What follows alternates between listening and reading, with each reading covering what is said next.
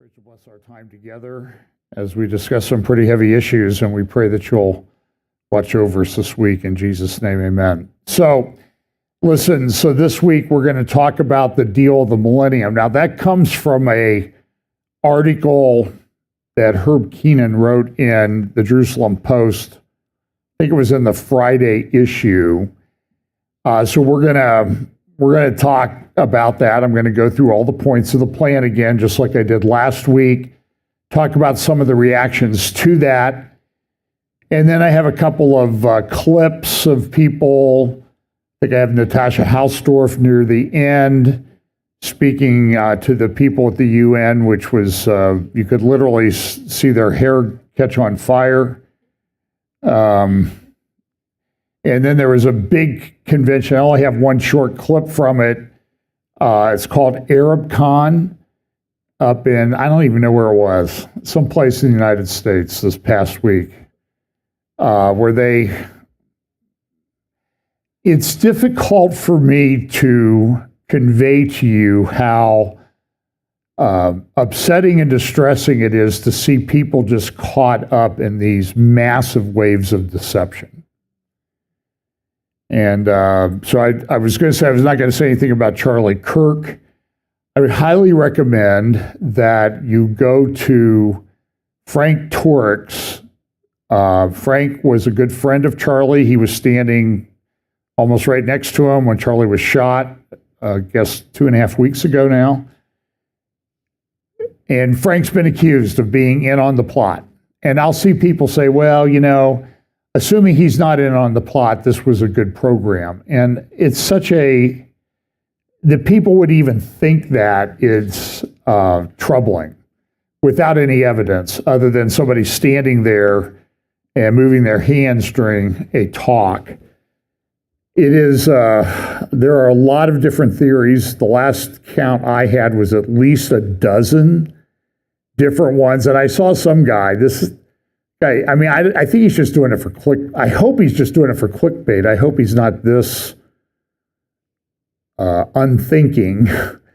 He's put up at least 3 videos, almost one every day. Like this is the way it happened. This is everything that happened to Charlie Kirk. It's crazy. So I will tell you up front when we get to this, I did a number of programs this week. There was a prophecy roundtable on Wednesday night. You can go and get that on our YouTube channel. It'll be under both the live tab and the videos tab. And watch that if you'd like, or watch it again if you'd like. Always, as we would say, like, share, subscribe, so that we can help fight against the algorithms, because I'm pretty sure we get throttled quite a bit. I'm not sure. We get like, it's been almost the exact same number for years. We get like 15 new subscribers a week. It's like, it's never changed. And I'm not sure I understand why that is, but that's my own paranoia. I also did a program with Vindog Radio. You can find that. That was Tuesday night. Thursday, I did a podcast with Olivier Melnick, or maybe that was Wednesday. Then Thursday, I did Olivier Melnick and I did Kurt Reed. So you can find all those on YouTube and their channels if you want to watch those. So we talked a lot about this peace deal that we're going to talk about today. So just my schedule this week, or this next few weeks, is kind of up in the air. I won't be here the next 2 Sundays. I'll be in Jerusalem and Israel for those 2 Sundays. I'll try to do some updates as we're traveling around. And then I'll be back here. Then I go back to Israel in November for a media summit. I'll have some comments about that. So now we have this question everybody asks us, who's the Antichrist? I see this question all the time in my Facebook and X feed, and then somebody will post, well, everybody should know who the Antichrist is, and then they never say. You know, they're so smart, but they don't have the guts of the courage of their own convictions to say this. I don't think it's Macron. I don't think it's European. I'll talk a little bit about that later. This is my revision of the French chess piece, and Macron on the cover, and he's going down. His government's having a lot of problems. And then this is my canary, and my chess pieces, and my dominoes, and that type of thing. So lots of, oh, this one. So this is kind of the center of it all. There's a lot of things that I'm not going to get to too much. This is my deck of cards for Erdogan, who wants to be the Sultan. So you see my deck of cards is titled The Opportunist Essential Caliphate House of Cards Toolkit. sultansrus.turk.com is where you can buy that. And then he's controlling Al-Shara in Turkey. I think that's pretty clear. I'll just mention this briefly. There's a lot of things going on. Egypt is in a major state of flux right now. Their economy is tanking. About 90% of over 90% of the water used in Egypt comes from the Nile River. I think 6% of the people live in the Nile River area, very close to the Nile. And with Egypt, it's always somebody else's fault that they have a problem. So if you want to read about something that might be coming up, go to Isaiah chapter 19 and read about the tower of, I can't remember what the name, Silwan or whatever the name of the tower is, and water problems in Egypt, which I think is an end-time prophecy. And the question is, how does that come about? So for a while now, Egypt has been very upset with Ethiopia. Ethiopia has built what is, I believe, the largest hydroelectric dam in the world on the Blue Nile.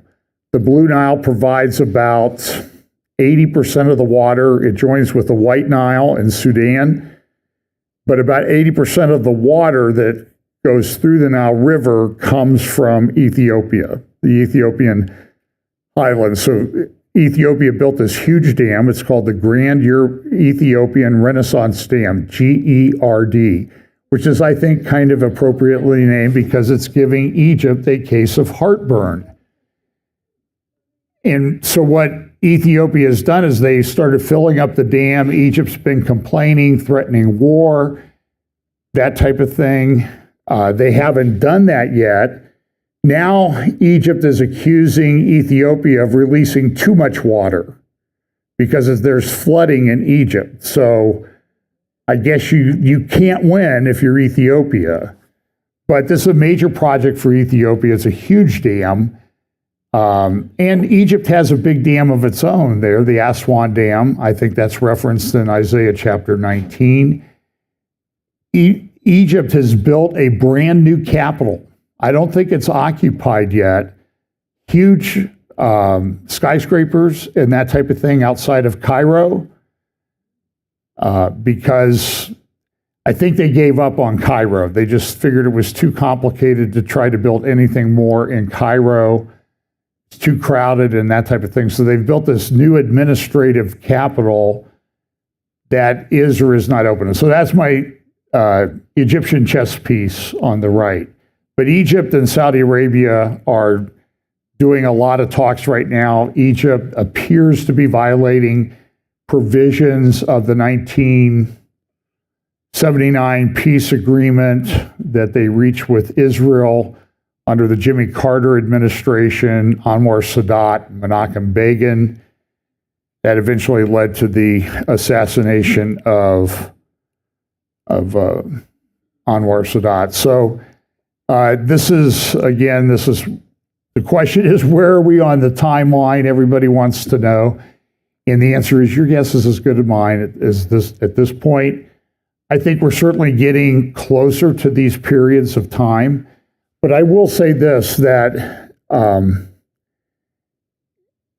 if you believe we're in the end times, you need to really stick to it. I get emails all the time from friends that I've done prophecy conferences with, and I will tell you, they've completely caved. that there is an end times and that type of thing is just a ruse. It's a waste of time. We shouldn't think about it or like that. And I mean, I got one this week or saw an article by a friend this week, and it was just, I know it's tiring. Believe me, I watch what's going on in the world, and it is very daunting. There is tons and tons of information that come through. So I'm going to try to talk about this a little bit, and then we know that when we get towards this end period of time, Daniel says that the wise will understand, and also in Daniel 11 says the wise will understand and instruct many, and the wicked will never understand. So the question is, where do we get to that? When do we hit that period that the wise will understand? And I also think that a lot of the things in Bible prophecy, people always say, you don't take a position. And I'm like, no, I do have a position. It's just that I don't agree with the way you're approaching it. That's still a position. But I think one of the way I'm looking at it now is there's a lot of different things that are talked about in Bible prophecy. And they have a threshold. So there's like a line that they have to hit. And when they hit that line, then we will be able to say, this is that which was prophesied. So that's how I look at it. All these different views that people have, I'm looking to say, okay, when is it going to hit that threshold when we all can say, this is that which was prophesied, not just one or two people out there on their own? Because believe me, there are people that are sure that they've got it all figured out. And I think that I've figured out. So we'll be, hopefully, a couple weeks, we'll be doing this, less than 2 weeks. We'll be taking a tour on the Pilgrimage Road down in the city of David. I hope it's open. I hear it may not be, but we'll see when we get there. So this Gaza plan, let's talk about that first. So I have a little bit of Gaza, I have a little bit of AI, and it's all kind of mixed together. One of the things that's kind of an interesting convergence, you remember I talk about acceleration, convergence, logistics, understanding. One of the interesting convergence things that I'm seeing is that some of the big leaders in AI, the big push in AI, the big push in robotics, the big push in smart cities and everything is coming from the Middle East. They seem to be ahead of the curve, and that would be Saudi Arabia and the United Arab Emirates. Remember, there are 4 major conferences, business, world government type, world order conferences that take place. There is, of course, the World Economic Forum. Next meeting on that one will be in 2026 in Davos. I don't think so. It's going to be in Riyadh, Saudi Arabia. And Riyadh has currently under construction the largest building on the planet, the new Macabre, it's called. I don't know when that's going to open, but it's way under construction. Foundations are pretty much done, and they're starting to come up out of the ground. It's about, I think, 1,400 feet tall. It's a cube, 1,400 feet tall, 1,400 feet square. Got a big tower in the middle. Inside, it's holograms and all this AI stuff. So that's one meeting, World Economic Forum. The other one also meets in the Middle East is the World Government, now called the World Governments Summit, that meets in Dubai, in the United Arab Emirates. That used to be called the World Government Summit, but I guess they thought that maybe the conspiracy theorists were getting onto them, or the end times people were getting onto them, so they called it the World Government Summit. And that makes it all better, right? I mean, that just solved all of our concerns about what they're doing there. Then the third one is the St. Petersburg International Economic Forum. We call it SPIEF. That's Russia, and they had that a couple months ago in St. Petersburg, Russia. And by the way, you can go to the Kremlin website. Just type in Russian president. You'll get to the Kremlin website, and you can see all the speeches that Putin gives if you're inclined to spend a few hours at a time wading through it. But they're translated. They've got the transcripts there. They've got photographs. It's really a great website in that sense. And then the fourth one is the Financial Future Investment Initiative Institute, FII Institute, and that takes place in Saudi Arabia. And I think the first one of those was back about 2017. There was a big interview that Maria Bartiromo from Fox Business Channel did with a guy who was a brand new crown prince. He just kind of came out of nowhere, a guy named Mohammed bin Salman. And if you remember, he was very clever the way he consolidated power early on. He arrested a bunch of people, and then he charged them essentially an exit fee from jail. One of those guys, by the way, was Rafik Hariri, who was the prime minister of Lebanon, whose father had been assassinated, blown up in Lebanon many years ago. Hariri became the prime, and a very wealthy family. And the word is that he paid $6 or $7 billion to get out of jail in Saudi Arabia. By the way, he was a dual citizen, Saudi Arabian and Lebanese. And now he has moved. I think he's left Lebanon, and he now lives in Abu Dhabi or Dubai in the United Arab Emirates. But so here's this great trust plan. So this has been going around. These are some of the slides from a big presentation that was made. The Gaza Reconstitution, Economic Acceleration and Transformation. I'm going to tell you up front that this whole thing is the brainchild of two people, but one in particular. One of them is Tony Blair, who's been around forever. And the other guy is a guy named Jared Kushner. Now, Kushner doesn't have a paid position in the current government, but a Spectator article, very well done, a couple months ago said Jared Kushner has enough power in the White House that he could Bigfoot anyone. And I don't think by Bigfoot they mean that he would turn them into a Nephilim or anything like that. He can get rid of them from the White House. So the plan is Gaza would be divided into these districts. This was published a couple months ago. It does look kind of like Dubai. This, Arab Riviera, Dubai on the Mediterranean, I guess is what they want to call it. And by the way, how many of you think that this is going to be built in 5 years? I think that that's pretty much a pipe dream. I think it's probably going to take 2 years just to clean the debris away from the war that's been going on. And understand, underneath what you see there, Hamas had built 400 miles of tunnels. And so when Israel would go in, they'd clear the area, they would leave, pull back under these fake potential ceasefire deals that everybody was talking about.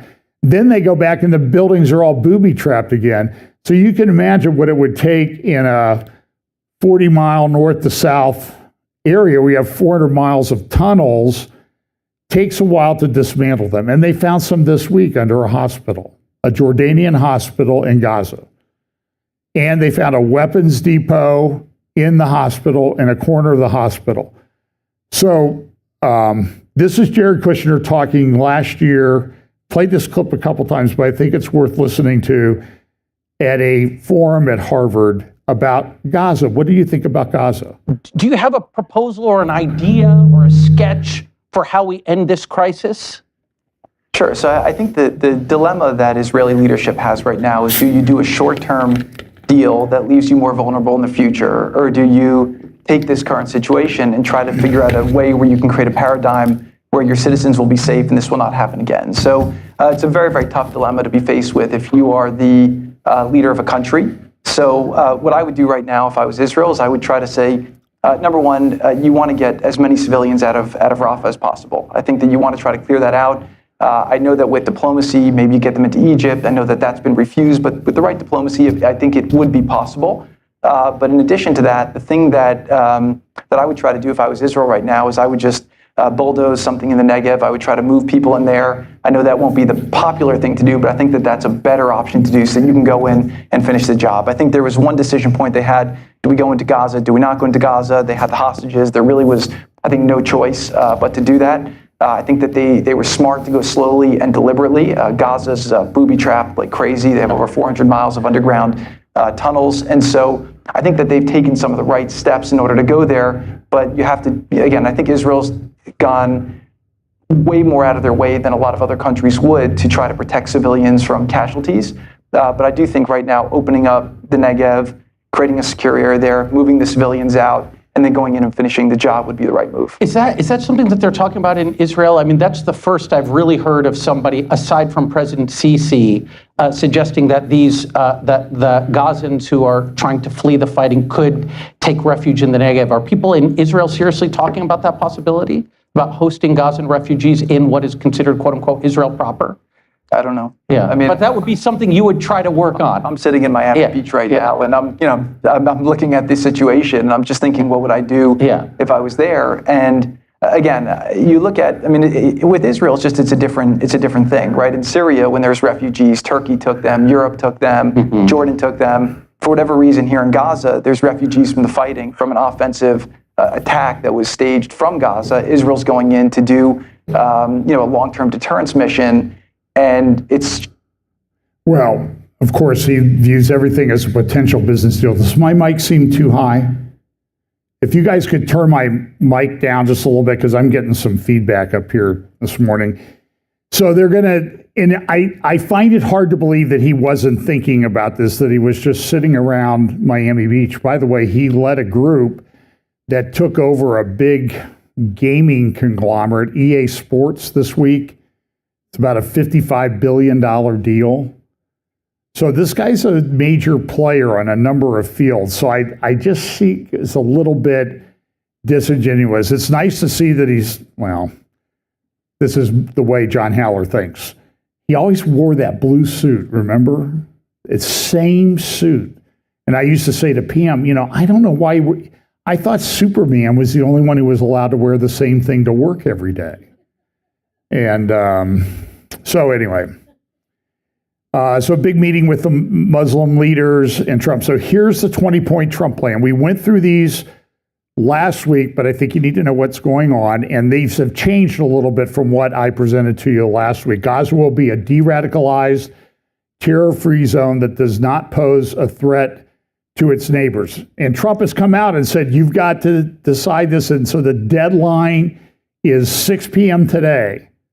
That's the most recent deadline. I don't know how many deadlines there have been this week. I kind of lost track of them because I've had other things to do than keep track of all the different deadlines that get set about when this has to be done. So it's like you got to do the deal today. No negotiation.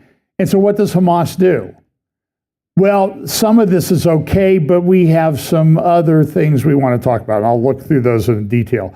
Gaza will be redeveloped for the benefit of the people of Gaza who have suffered more than enough. And it's nice that this is couched in a way where nobody assigns any blame to the people who were really responsible for this happening. By the way, Tuesday is the 2-year anniversary of the attack of October 7th. It's hard to believe it's been that long. It's been a long time. And I have a lot of friends in Israel. I communicate with them a lot. And they're tired. Israel is in large part tired because of the constant onslaught that they've undergone. So every day there are red alerts that come through my phone for a Houthi missile coming into somewhere, and they have to go to shelters in certain areas of Israel. This is just the way they have to live. And I don't know of any that have gotten through. Maybe talk about that in a moment. If both sides agree to this proposal, the war will immediately end. Israeli forces will withdraw to the agreed upon line to prepare a hostage release. During this time, all military operations, including aerial and artillery bombardment, will be suspended and battle lines will remain frozen until conditions are met for the complete staged withdrawal. Number 4, within 72 hours, of Israel publicly accepting this agreement, all hostages alive and deceased will be returned. And I think that clock is ticking. That clock is, and it's almost like one of those chess clocks. You punch it when you've made your move, and now you have, everything. The other side has a certain period of time to do it. Number 5, once all hostages are released, Israel will release 250 life sentence prisoners, plus 1,700 Gazans who were detained after October 7, including all women and children detained in that context. For every Israeli hostage whose remains are released, Israel will release the remains of 15 deceased Gazans. And so we're talking about 20 hostages who may all be dead. We don't know. There's hope that some of them are still alive. So they're going to get 2,000, roughly 2,000 Gazans released from prison, including some that have been convicted and are serving life sentences for people who lived along the border. Some of them were soldiers, but a lot of them were not. Some Americans are still held hostage, American citizens. Once all hostages are returned, Hamas members will commit to peaceful coexistence and decommission their weapons, will be given amnesty. Members of Hamas who wish to leave Gaza will be provided safe passage to receiving countries. I think this is a absolutely horrible provision. I cannot justify this under any circumstances. By the way, you're going to hear, this is why I sort of chose the graphic at the beginning in the title slide about the deal of the Millennium. A lot of people will tell you, I do not agree with this. By the way, I voted for Trump. I probably, given the landscape of American politics, if he can't run again, but if he did, I might vote for him again. I don't like this deal, and I don't like the characterizations that I see from a lot of people, some of whom are friends of mine, that Trump is playing 4D or 5D chess. I'm sorry, I don't buy it. It's not impressing me, that's what I would say. So, amnesty. And by the way, it appears that they can say, oh yeah, I won't do this again, and they get to stay in Gaza. I don't understand it. I mean, I know why they're doing it, because they think this will get them a deal. Every Israeli person that I've talked to, every single one says 2 years to 5 years, there's another major war if this deal goes through. And I would say, you hope that it's only 2 years. Number 7, upon acceptance of this agreement, full aid will immediately be sent into the Gaza Strip. At a minimum, aid quantities will be consistent with what was included in the 19 January 2025 agreement, including humanitarian aid, including rehabilitation of infrastructure, water, electricity, and sewage, rehabilitation of hospitals and bakeries, and entry of necessary equipment to remove rubble and open roads. Every entry of distribution and aid in Gaza Strip will proceed without interference from Israel and Gaza, go through the United Nations. This one was updated quite a bit, and this is kind of an important provision. Gaza will be governed under the temporary transitional governance of a technocratic, apolitical Palestinian committee responsible for delivering the day-to-day running of public services and municipalities for the people in Gaza. This sounds like, I think this comes from Jared Kushner. This committee will be made up of qualified Palestinians and international experts with oversight and supervision by a new international transitional body, the Board of Peace, which will be headed and chaired by President Donald J. Trump, with other members and heads of state to be announced, including former Prime Minister Tony Blair.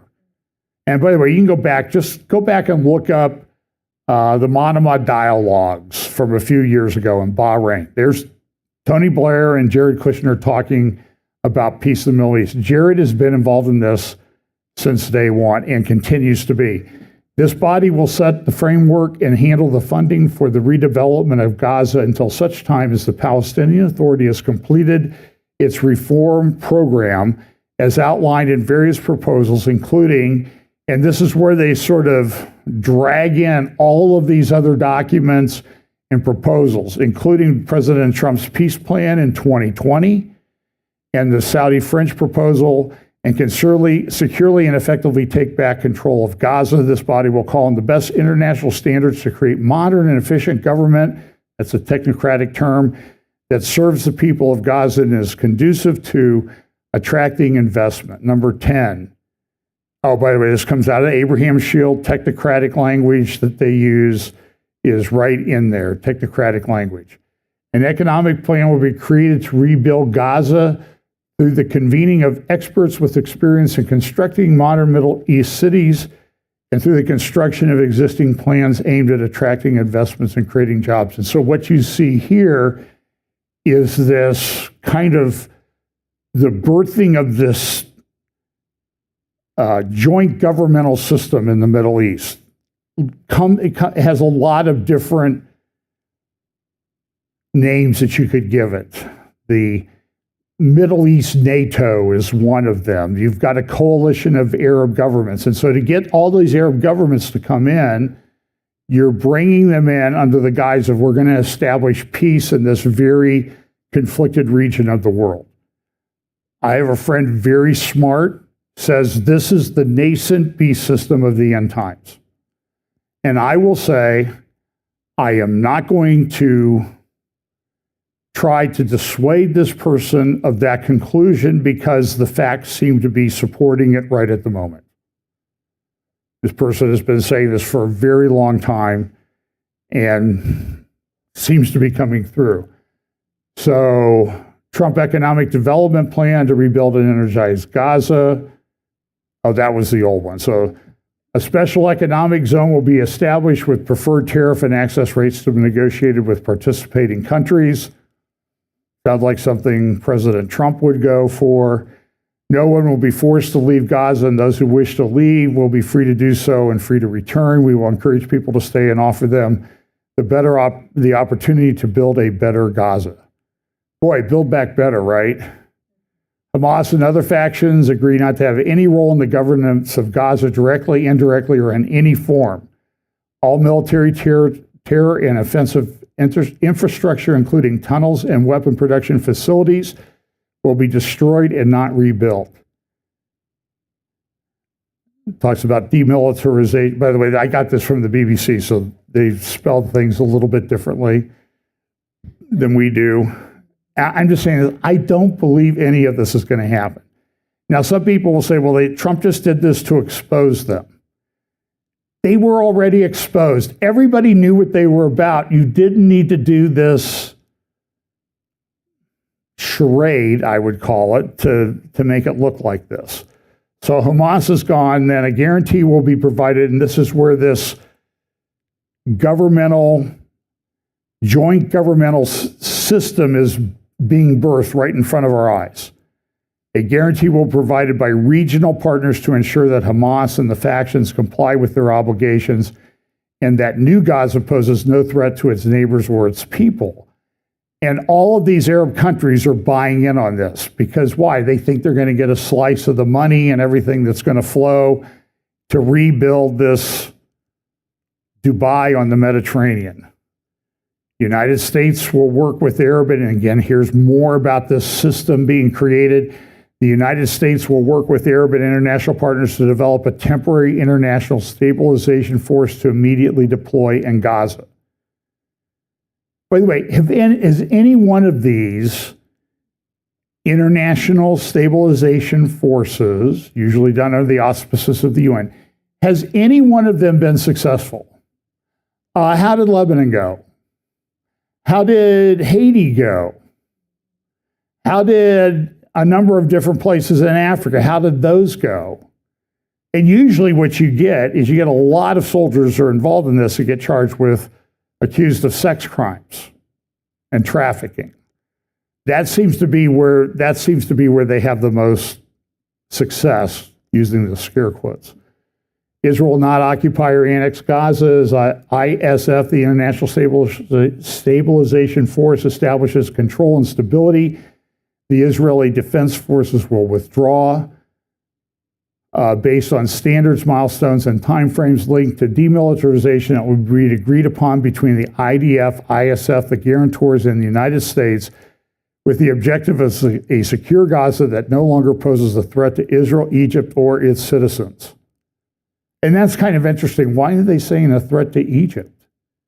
Well, go look at the border. Go to Google Earth, zoom in on the southern Gaza border between Gaza and Egypt, not Israel, and you will see probably the most secure, sophisticated border fence system anywhere on the planet. Right there. Now, why would Egypt do that because they know that they can't let those people come into their government. In the event, number 17, in the event that Hamas delays or rejects this proposal, the above, including the scale-up aid operation, will proceed in the terror-free areas handed over from the IDF to the IDSF, or the International Stabilization Force. And then this is kind of an interesting thing when you look at all this, an interfaith dialogue process. Can you imagine Hamas sitting down? Oh, today's the interfaith dialogue. We're so looking forward to this. This is, I don't know, if you're trying to define pie in the sky, while Gaza redevelopment advances when the PA reform program is faithfully carried out, this is number 19, the conditions may finally be in place for a credible pathway to Palestinian self-determination and statehood. This is a problematic one. All along, everybody in the Trump administration has been saying no two-state solution, no two-state solution, and now here at least it brings this back up again. So if you're not going to do it, why ever bring it up again? And I would say this one is almost universally rejected within Israel.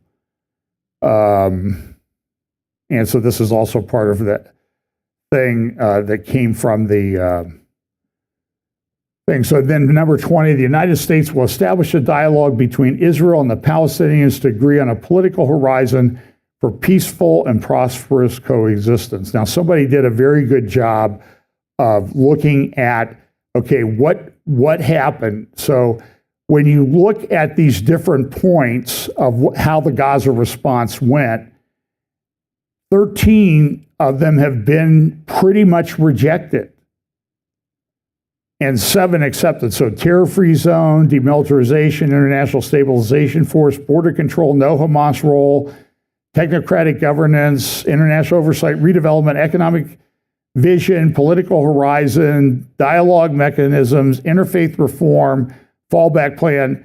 Those have been pretty much rejected by Hamas. And you would think, Hamas, you will be obliterated if you don't accept this in full without any changes by 6 p.m. Sunday, October 5th. So that's 6 p.m. Washington time. So we have about 6 hours and 22 minutes to go before this has to be accepted. 6 hours and 21 minutes. What are we going to do? I mean, have we sort of limited ourselves? And then accepted, prisoner exchanges, ceasefire, hostage return, non-annexation, no expulsion. Yeah, the one that says Israel won't do this, they're agreeable to all of that. So this is Cheryl E. She goes under the Twitter or X handle, Cheryl wrote it. Or I guess that's Cheryl, I wrote it. The thing that stood out to me the most about the 21-point ceasefire proposal by the American administration is that just like the UK and France and Canada and Australia and all the other countries Trump criticized in his UN speech, the U.S. now officially and publicly also recognizes a Palestinian state. And all it took was a little finesse from none other than Qatar, Saudi Arabia, and Turkey. Can't disagree with that. Qatar seems to have a lot of influence. This is in the front page of the New York Times the other day. Peace and profit blur in the Middle East. U.S. envoy's son sought Gulf state investors. That's Witkoff's son. Witkoff himself was bought out in these operations. So, and this whole thing comes about in the context of all these things going on at the UN. Saudi Arabia and France pushing for a two-state solution, a Palestinian state, the UN voting a couple weeks ago for a Palestinian state. Trump gave a speech. And so this is a kind of a interesting take. This is from the Friday Jerusalem Post, Donald Trump's speech for the Pantheon. And the Pantheon was that's the temple of the gods in Rome. If you've ever been there, it's an amazing building that it's still been standing through earthquakes and everything for about 2,000 years, almost, 1900 or so. So just listen to a couple things of what this author says about this. It was a speech that shook the entire hall of the United Nations General Assembly and the pantheon of dramatic speeches ever delivered at the UN. It will be hard to ignore the most recent address of U.S. President Donald Trump. In a speech combining unrestrained bluntness with deep American pathos, Trump broke through the boundaries of accepted diplomacy and launched direct arrows of criticism at the leaders of Europe, China, Iran, and Russia. He did not stop with world leaders, but also pointed an accusing finger at humanity's enemies, Hamas, terrorists, drug cartels in South America, and human smugglers who flooded Europe with waves of refugee and undermined social stability. And I know from talking to people in the United Kingdom, and we'll see an example here in just a moment, there are big problems with the Islamic invasion in the United Kingdom. We have the problem here. We had ArabCon. We had that Palestinian conference I talked about a couple weeks ago. Tom Askell, I think is a Southern Baptist pastor, tried to use the chapel at Dallas-Fort Worth Airport. And he was told by Muslims at the door he wasn't allowed to come in because he wasn't Muslim. That's happening in the middle of America. I had meetings with people when I was in Texas a couple weeks ago, and this is a big problem. One of the most dramatic moments in the speech came when Trump placed Iran, Russia, and China in the same equation. Each of them, he argued, acts in its own way to destabilize the world order. He blasted Russia for its invasion of Ukraine and the war that has already lasted 3.5 years. He accused China of hypocrisy for supplying the world with wind turbines while relying on coal energy itself. And regarding Iran, he hinted that he would not hesitate to stop it by force if it continues to advance its nuclear program. Now, there are reports circulating around that a lot of military aircraft and everything are heading to the Middle East. Does that mean something is coming? Well, it certainly means that they're maybe making preparation for something that might be coming.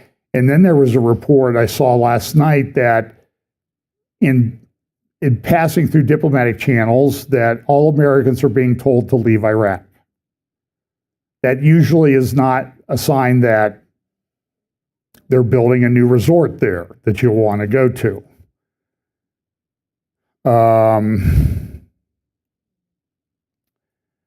So Trump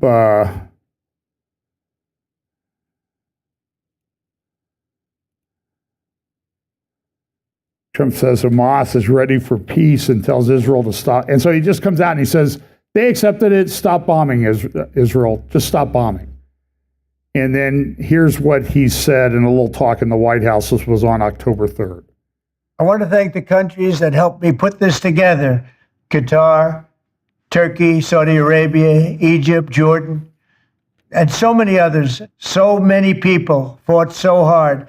This is a big day. We'll see how it all turns out. We have to get the final word down in concrete. Very importantly, I look forward to having the hostages come home to their parents and having some of the hostages, unfortunately, you know the condition they're in, come home likewise to their parents because their parents wanted them just as much as though that young man or young woman were alive. So I just want to let you know that this is a very special day, maybe unprecedented in many ways. It is unprecedented, but thank you all, and thank you all to those great countries that helped. We were given a tremendous amount of help. Everybody was unified in wanting this war to end and seeing peace in the Middle East. and we're very close to achieving that. Thank you all, and everybody will be treated fairly. So Jonathan Schanzer, he might be with Foundation for Defense of Democracies. I apologize if I got that wrong. And he said Hamas accepted Trump's proposal with an asterisk. The asterisk is accepted doesn't mean what you think it means. Some restrictions apply. If you think that Hamas accepted this deal after 4 hours, see your doctor. And Erdogan, he came out, he weighed in. Hamas response to the plan aimed at establishing a ceasefire in Gaza is a constructive and significant step toward achieving lasting peace. And by the way, in one of his other posts, he posted, this on the right side, Qudus, and that's about Al-Quds, Jerusalem. And you will see that I've showed you the posters that he's used at rallies, and this is always a constant theme. Al-Aqsa Mosque, the Temple Mount in Jerusalem, seems to be at the focus of Erdogan. And by the way, if you look at this one, it's kind of an interesting, you see the minaret there with the Turkish star. Well, I guess it does. It looks like a Turkish star from here. I take that back. It's not a Turkish star. Never mind.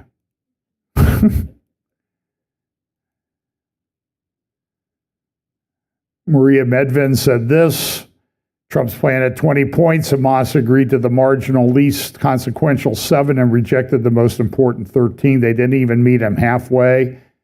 That concept is a big deal in the Middle East. Trump folded and said it's a deal, then bossed Israel around. I agree with that. I don't like the look of it. Dr. Einat Wilf, she used to be sort of a liberal in Israeli politics. She believed in a two-state solution, so she gave this interim summary.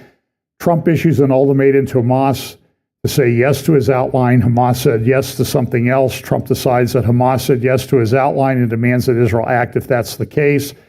Israel cooperates with the pretense. Good luck to us all. And now to the one thing you can't lie about, the release of all the hostages, all of them right from the start. And that needs to happen then. And Trump, he's all over social media. Now, there's a guy, I've linked to his assessment of the deal. His name is Dan Linnaeus. There's a link in the show notes to his X account, and it's multiple pages where he goes through and he analyzes that a lot of this goes back to meetings with Qatar and China and agreements that were set up 20 years ago. And they're being resurrected here again. And of course, Qatar welcomes Palestinian factions' signing of the Beijing Declaration to boost national unity. What they did was, back in, I think this was 2014, July 2024. Sorry, I meant 2024. And Qatar welcomes Palestinian factions signing of Beijing Declaration. So all these, by the way, the Palestinian society is highly factionalized. There are a lot of different groups: Palestinian Islamic Jihad, People's Front for the Liberation of Palestine, and they don't always get along. And by the way, what is Hamas now saying, or people? Well, I think I have, so I'll save that for just a moment. You'll just have to wait.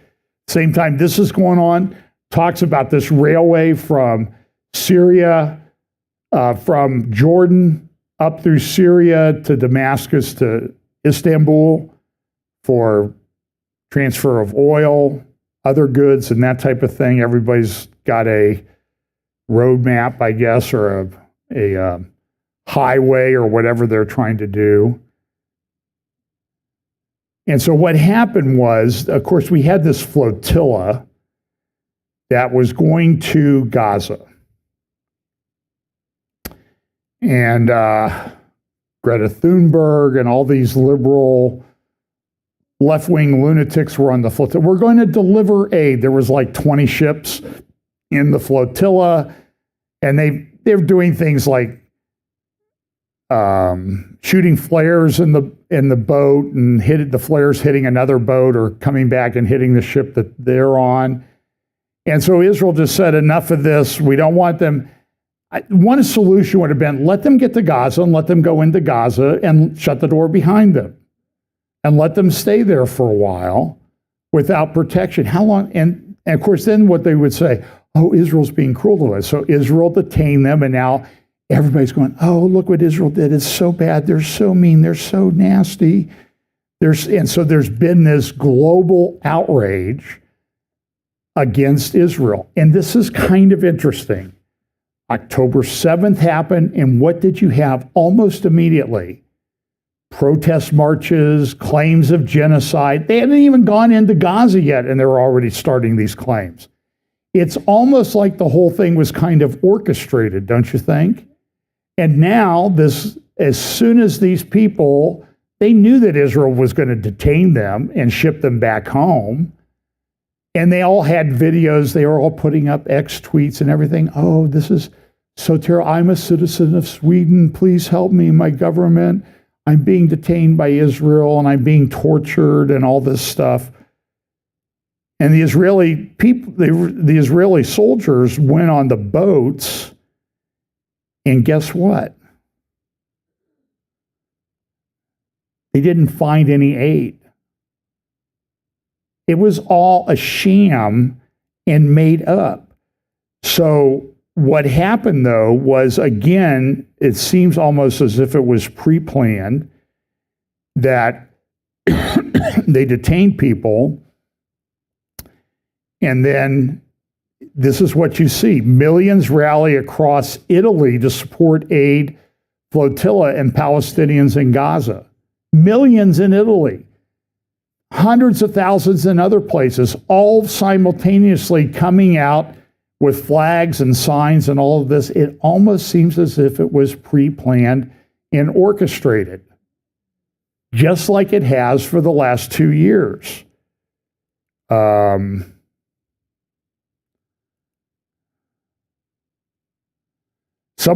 This article in the Jerusalem Post the other day, why are there no protests for Hamas to accept Trump's plan?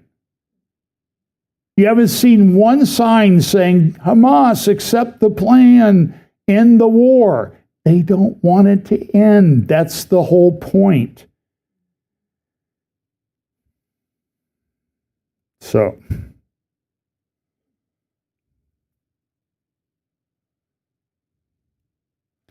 this is interesting. There's a place I've been following. By the way, this came up too.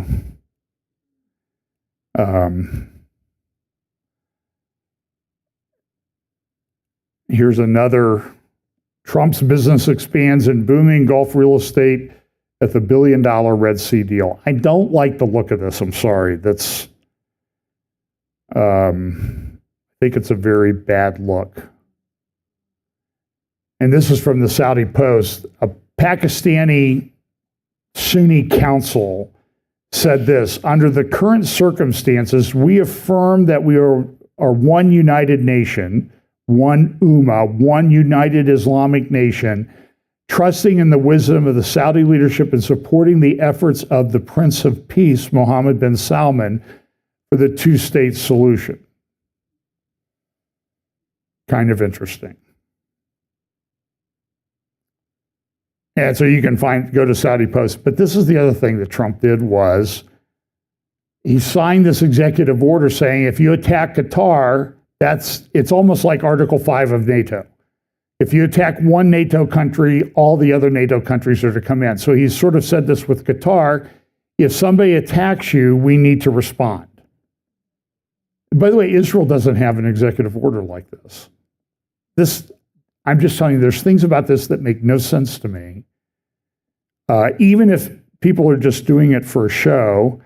Dr. Eli David is one of the most followed X accounts. He posted this.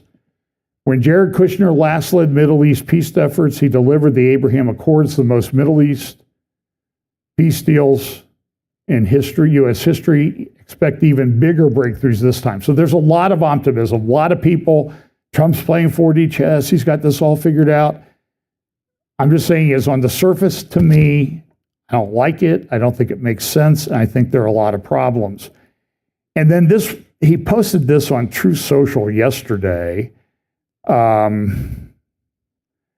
So this is a Truth Social post, and he goes, after negotiation, Israel has agreed to the initial withdrawal line, which we have shown to and shared with Hamas. When Hamas confirms the ceasefire will be immediately effective, the hostages and prisoner exchange will begin, and we will create the conditions for the next phase of withdrawal, which will then bring us close to the end of this 3,000-year catastrophe.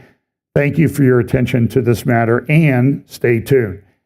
So I posted on my Facebook account, what does he mean by 3,000-year catastrophe?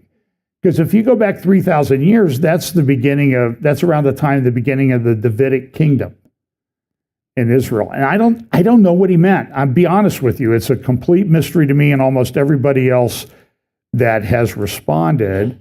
And so here's the map that he posted in that Truth Social post.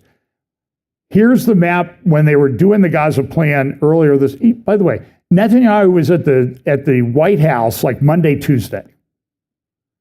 And it's like, it seems like that was a month ago, does it not? With everything that's going on. So I'm sort of looking back through my accumulated links and all this thing as I'm preparing today. And it's like, that was like 5 days ago, Netanyahu was at the White House. And I think the time in the end times gets warped. And I think we're in that stage. But here's the plan when the thing came out. This is the Gaza plan.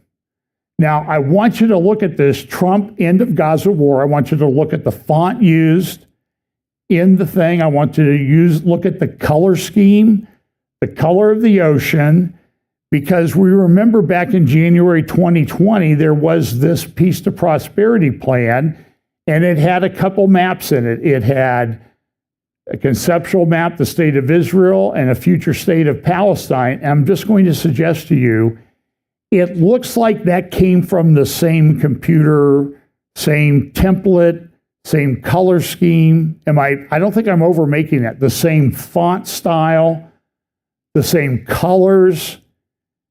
Why am I saying that? It's Jared Kushner's baby. That's what I'm saying.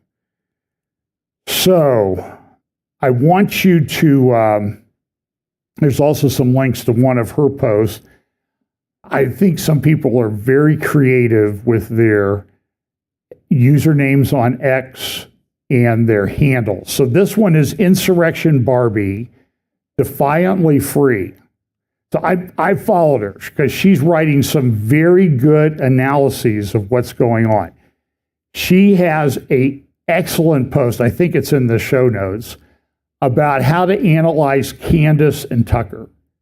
It's such an amazing thing to me. Everybody says, well, why are you attacking Candace and Tucker? They're just asking questions. No, they're not just asking questions. Go read Insurrection Barbie's analysis of it, in particular on the Charlie Kirk thing. And it's like, you trust everything Candace says, but then you don't trust anything anybody else says. I don't know, it just is complete cognitive dissonance everywhere that I look. And Pam will attest, it frustrates me at times. It's good that I'm such a patient man, right? I'm seeing somebody's head shaking in the back. Are you having a seizure back there? And but she said this is what she posted yesterday morning. So when you hear the growing chorus against Israel, and she's an Israel supporter, she says, from those who once claimed to defend Western civilization, like Tucker and Candace, which do not anymore, ask yourself what world they are really campaigning for. This is not just about Gaza or borders. It is about whether Western civilization retains a center of gravity or collapses into a patchwork of competing empires. Israel is not the cause of that battle. It is the fault line. And the people cheering its downfall are not hiding what they want. They are broadcasting it, one podcast, one think tank grant, one viral slogan about multipolarity at a time. The thing is never about the thing that it's always about the revolution. And I think I see she has so carefully and in a very great intellectual reasoned fashion dismantled what's going on in media on the woke left, the woke right, and how they're meeting in the middle, and sort of the fault line they agree on, which she calls a fault line, is Israel. By the way, there is also, what's Laura Logan's, she's got a podcast or a YouTube channel. She did an interview, about an hour and a half interview, almost the exact same length that Mark Sutherland and I did with Trevor Loudon. Go look it up and watch it. I don't think there's a link in the show notes. Look for Laura Logan on X, find her interview of Trevor Loudon. It will bring together so many different lines of thought. Trevor is unmatched. So Netanyahu, he gave a speech yesterday. I'm just going to kind of go through this a little bit. My brothers and sisters, we are on the verge of a very great achievement. This is what he said is not yet final. We are working on it diligently. And I hope with God's help that in the coming days during the Sukkot holiday, I will be able to inform you about the return of all of our hostages, both living and deceased, in one phase while the IDF remains deep within the Strip and in the controlling areas within it. And he goes back, he talks about the war, the people that have been killed, the hostages lost, the hostages taken. I coordinated a diplomatic move with President Trump and his team that instantly flipped the script. Instead of Israel being isolated, Hamas is isolated. And a lot of people are saying, this is great, this is all working. And I don't think it's, if it works, I'll be as happy as anybody else. I'll probably be walking down the street in Jerusalem with everybody else next week, singing the praises of everybody who made all of this happen. I'm skeptical that it will. So, I want to,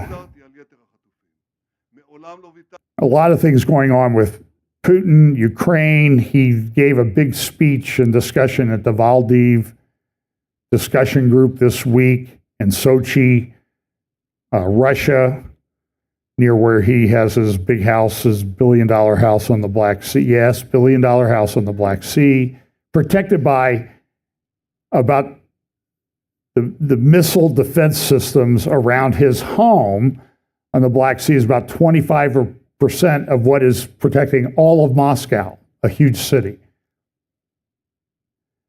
Ukraine's forced to fight for Russia. Drone attacks threaten us all.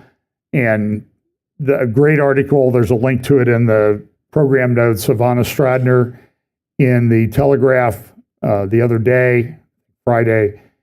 Putin's psychological warfare against the West has reached another terrifying level. And he does it all the time. I'm going to nuclear war. I'm not nuclear war. I don't know why people say I'm doing nuclear war. I'm going to nuke you. I mean, it's all kind of a propaganda game. So you can go read that article because I don't have time to go through it in detail.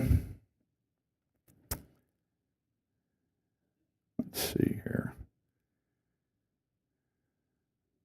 Okay, this is the protest in Italy at the Colosseum, protesting to get Hamas to make an agreement. No, protesting against everything that somebody would want.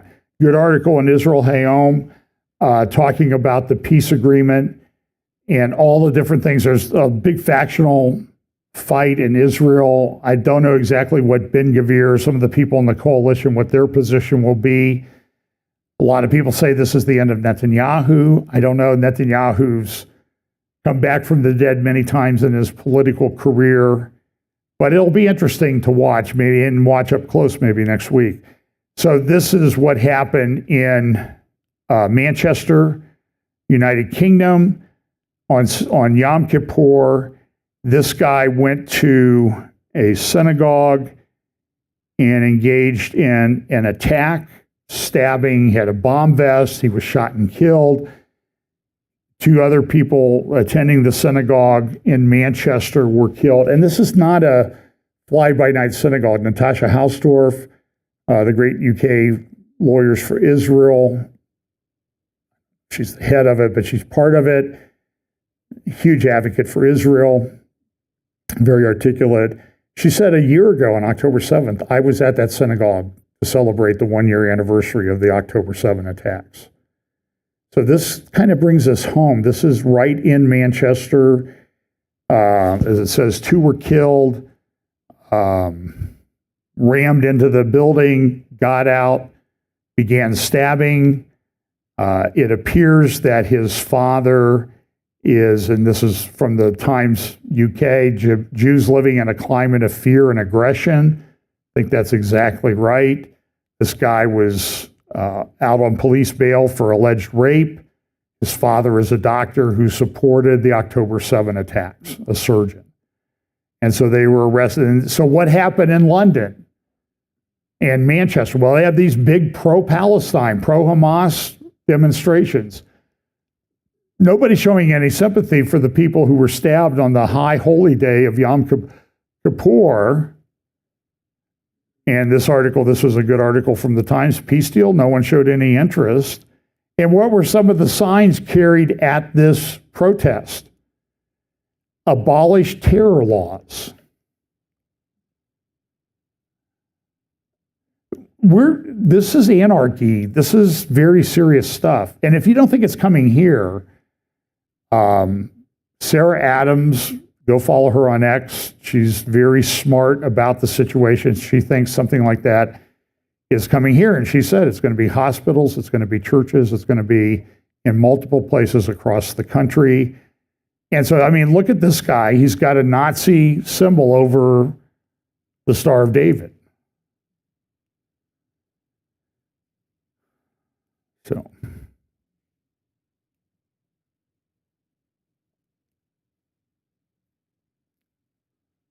So we'll see what happens if Hamas rejects the deal. And again, Europe and Russia, NATO, and everything are having a back and forth. A lot of articles this week. We talked a little bit about this at the technology roundtable we had the other night. Drones being developed everywhere very quickly. We have the UK coming out with digital ID. This is an article from the Financial Times. Undercover economist in defense of digital ID. Big article in Wall Street Journal about a week ago about tech execs embrace their faith. So they're getting faith, right? But what faith are they getting? Remember, I will remind you of the talk that Yuval Noah Harari, and by the way, he's all over YouTube again with recent talks, interviews. He's been quiet for about 2 years. He's back. And he's talking. And remember, 10 years ago at Google headquarters, he said, I love coming to Silicon Valley because it is here that the religions that will control humanity in the 21st century are being created. Now, what did he mean by that? He meant they are creating religions, tech-based religions are coming out of Silicon Valley. You need to pay attention to this. Peter Thiel's doing a series on the Antichrist in End Times in San Francisco. In the first one, he said, if you oppose tech development, you're supporting the Antichrist. And so is he projecting? But look at this article in the Wall Street Journal, a review section yesterday, governments and experts, AI doom, no problem. There's a book out by Eliezer Ludkowski, came out this week, called If Anyone Builds It, Everyone Dies, Why Superhuman AI Would Kill Us All. Now, a lot of people are criticizing Eliezer. Oh, you're chicken little, you don't understand. But I think he's right in that there's no regulation on this stuff. And any attempts to regulate it get beat back by the enormous amounts of money involved. So there's a lot of people who sort of believe what Eliezer Ludkowski believes, that this AI stuff is very dangerous. So the article in the Wall Street Journal, I think it was yesterday, said this, AI doom, no problem. Governments and experts are worried that a superintelligent AI could destroy humanity. For the cheerful apocalyptics in Silicon Valley, that wouldn't be a bad thing. So not only do we have all these apocalyptic concerns, we have cheerleaders in the tech world that are building these super intelligent AI computers. And you see the graphic here on the right with the rooting for AIs over humans. And they said this is the view of a lot of people in Silicon Valley. And so what do we do with it? Big problem. So I think I mentioned this last week, that there's this thing going on. So Netanyahu, when he was in New York at the UN, he had a meeting of influencers. And he was talking about we need to influence social media. They're going to buy TikTok. This purchase of TikTok could be very important. We need to get out on TikTok because that's where everybody gets their news and information. How was it spun in the anti-Israel, Jew-hating world? He wants to control all social media. He wants to repeal the First Amendment. He's got his buddies buying this because we know that Jews control everything. This is the narrative that's pushed, at least in my X feed, all the time. And what do you see? And by the way, Tucker Carlson is not just asking questions. Candace Owens is not just asking questions. Look at their content and their body of work. Tucker Carlson is on an anti-Jew, anti-Israel crusade. If you cannot see that, I'm afraid you need to reset your discernment meter. It is so patently obvious by the selection of peoples that he interviews. So look what he has. He does Munther Isaac a year and a half ago. The anti-Israel Marxist liberation theologian, Palestinian pastor from Bethlehem. And it's this softball question interview. Ted Cruz gets on and he gets hammered by Tucker Carlson. Then he brings in George Stephanopoulos' sister, a Moscow, Russia-trained Palestinian nun of some order, and she spews all this anti-Israel stuff. And again, it's softball questions. He brings in Jeffrey Sachs, who is one of the most egregiously apparent Jew-hating people on the planet. He has him on his program all the time. By the way, Tucker says, well, I'm a nationalist. Do you know what Jeffrey Sachs does for a living? He heads up the Sustainable Development Goals section of the UN. He's a globalist control freak. I'm telling you, the propaganda that comes out of that man's mouth, I don't even trust it when he says hello. I mean, I'm sorry, I'm checking the sources. So what you're seeing, so now they're saying is, and there was an Iranian propaganda op that said everybody who's posting in favor of Israel on X or Facebook is getting paid $7,000 per post. Where's my check? And it's not happening, okay? But Israel does bring people. They may put them up in a hotel. They don't pay their airfare there for the most part. And so people go there because they want to get informed about what's going on in that particular section of the world. But now every time somebody posts something pro-Israel on X, look through the comments and the replies, and immediately you'll see somebody posting a picture of a $7,000 check. Has your check cleared yet? As an Iranian propaganda op, if you cannot see that, you have a problem with Jew hatred. You need to repent of that. And so this is a huge problem, and we could spend all the time. So 2-year anniversary on Tuesday of the attacks on Israel. I'll do this and I'll finish up with, I'm actually going to finish maybe a little bit early or than usual today. So here's a policy director in Georgetown, adjunct professor Josh Rubner at ArabCon. We're living in a time of fascism. By the way, this is an Arab pro-Hamas, anti-Israel, anti-America anti-American is the biggest colonial power in world history, a leftist Marxist control freak, and he says we're living in a time of fascism, authoritarianism, white supremacy, and the dismantlement of the rule of law. Launched into what sounded like a caricature of progressive rhetoric at ArabCon. Yeah, like it really was. He lumped the Trump administration and the Israel lobby together as bullies and urged activists not to give an inch. If you give a bully an inch, they'll take a mile. He told the crowd to keep up the fight, insisting that everyone has their own avenue to make an impact. This guy is a leftist Marxist, funded by somebody who's probably got a leftist money organization at Georgetown. Big problem with that university. And by the way, the reports are coming out now that Qatar has spent billions and billions and billions of dollars at universities. Do you think they're doing this to fund Israel-loving courses? Objective studies on the Middle East? Objective studies about the colonial, do you know the biggest colonial empires in history were Muslim?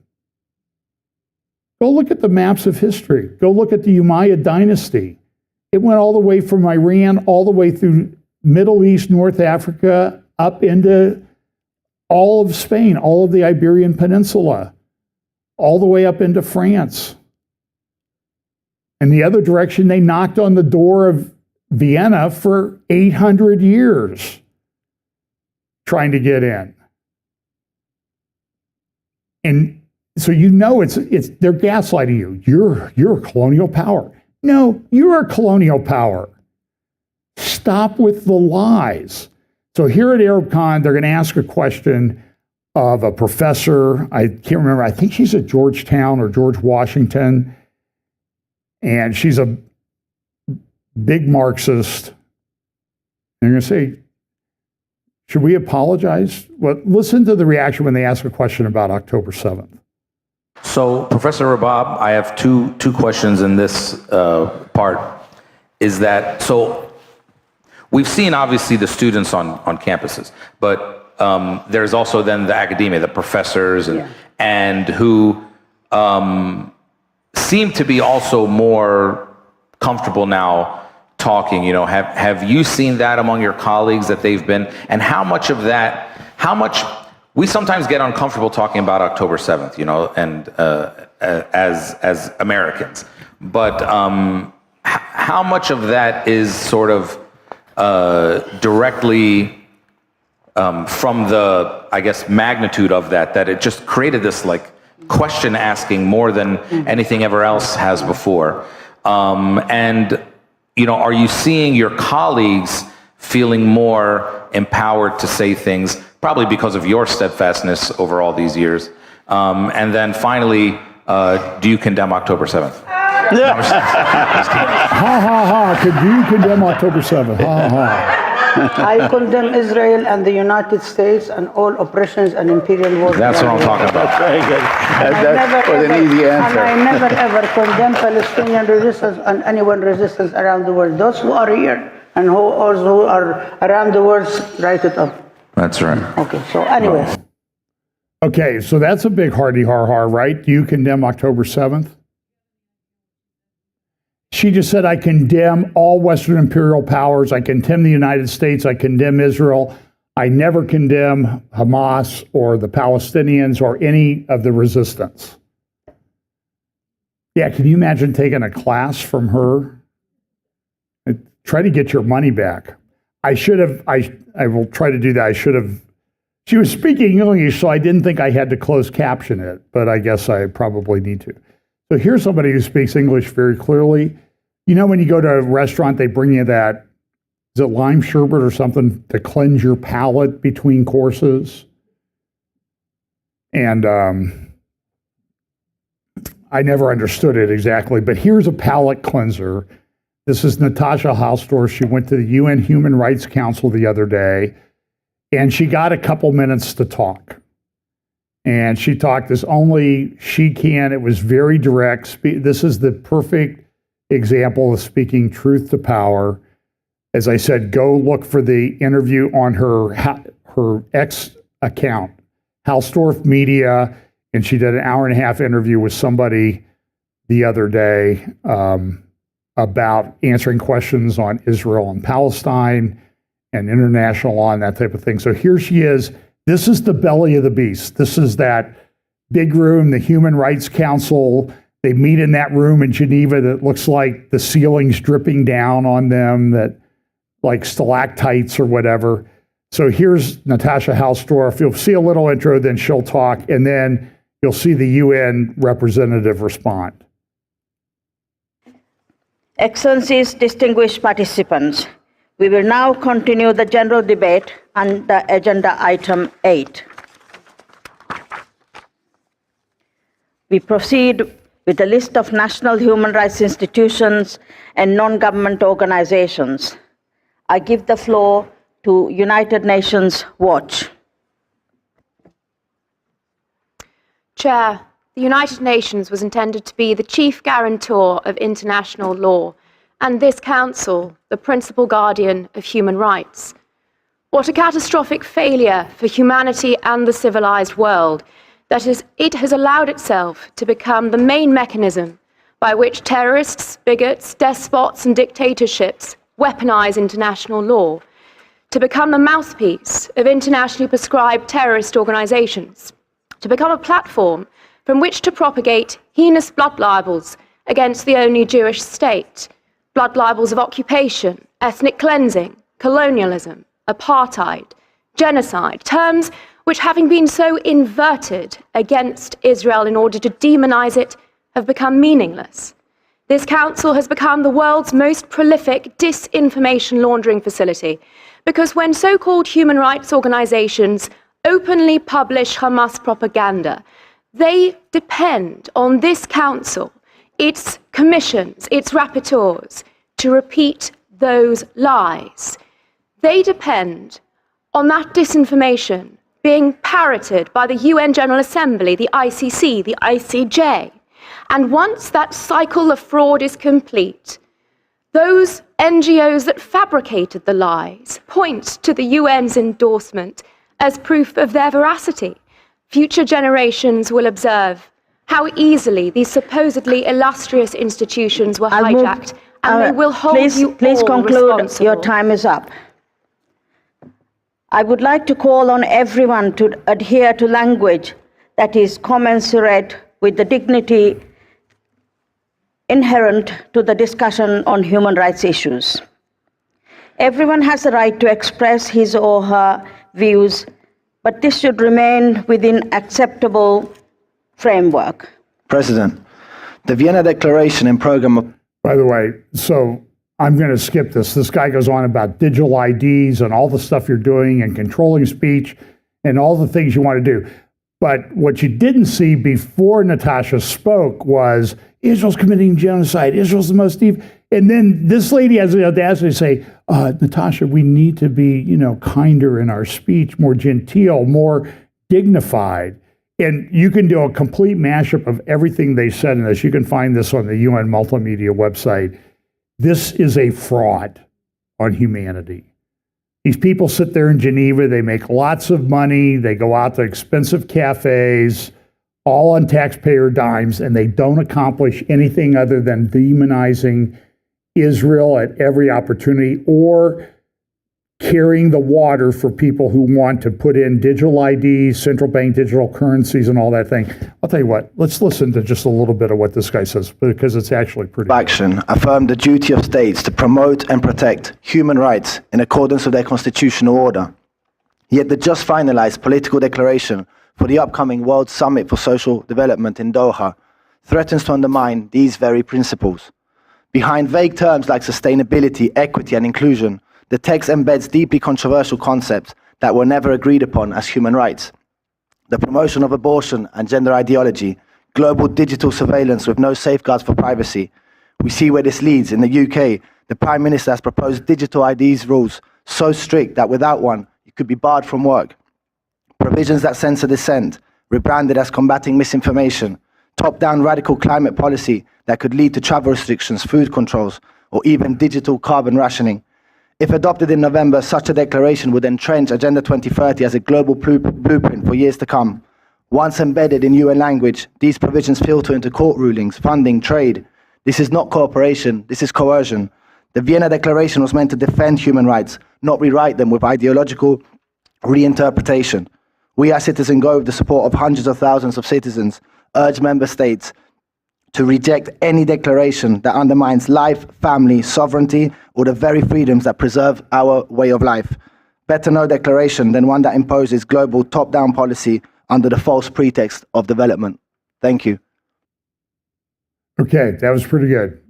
You only get like a minute or two to make your point. By the way, everybody said Pope Leo is he's going to re-engineer the Catholic Church. He's going to undo all that stuff for Francis, that Francis did. We've talked about that for 12 years here. He gave an interview this week. Conservative Catholics are livid. He said, if you're pro-life, you cannot support the death penalty. And if you're against immigration, you can't be considered pro-life. He's the same apostate intellectual cesspool that Francis was. Don't fall for it. This deception is going to be rampant in the end times. It's not going to be. It's already here, and we need to pay attention to it. So let's pray. And as I said, I'll try to do some updates from Israel over the next couple weeks. But certainly I'll be back here on the 26th. So let's pray. Lord, thanks so much for your word. Thanks for giving us the blessing of living at this time when we can see all of these things come together just as your prophets told us about thousands of years ago. We pray that you will fill us with your Holy Spirit, give us wisdom, strength, courage, not a spirit of fear, and bless us with opportunities to share the gospel with those around us. Bless us this week. In Jesus' name, amen.